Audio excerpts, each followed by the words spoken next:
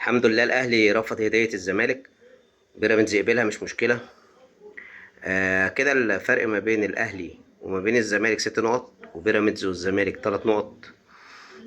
فالاقرب دلوقتي هو بيراميدز، لان الزمالك والاهلي هيبقى نفس الوضع بتاع النهارده. الاهلي والزمالك واحد فيهم هيوقع التاني. الزمالك ان شاء الله لو كسب الاهلي الزمالك ياخد الدوري، هبقى لك ماتشين وهيبقى فرق بينك وما بين بيراميدز هم ال3 نقط. فان شاء الله ناخد الدوري ويكون الاهلي طلع من المسابقه. الاهلي طبعا بدأ الماتش بحماس. الزمالك اتعادل مع انبي. لو كسبت الماتش ده وعديت كسبت الزمالك تقريبا انت اللي اخدت الدوري. فالاهلي طبعا نزل ضاغط اول 5 دقايق، بس بعد ال5 دقايق والضغط بتاعك ما قل ابتدت العيوب الفنيه تبان، لان هو الراجل بدأ بطاهر وينج رايت ولاعب زيزو في نص الملعب في المكان اللي هو ما بيعرفش يجيد فيه. فابتدت بيراميدز اللي تبدأ تمسك الكوره وهم اللي يلعبوا كوره على الاهلي، وتقريبا طول الماتش هي بيراميدز اللي بتلعب كوره على الاهلي. الشوط التاني لما بدأ بيراميدز فهمت ان هي لازم تجيب جون دلوقتي.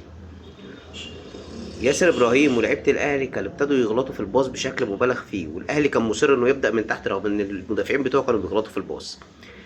فبيراميدز ضغط، من الضغط اتقطعت كوره مايلي خدها حطها جون.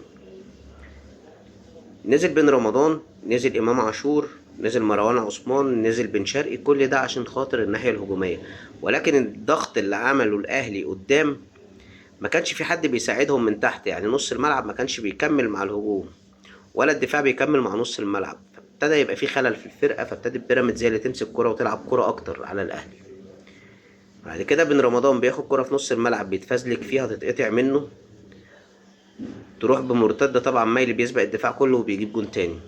تقريبا الجون التاني ده كان قتل الماتش. بعد كده في اخر الماتش زيزو بيعمل ضربة جزاء على الاهلي،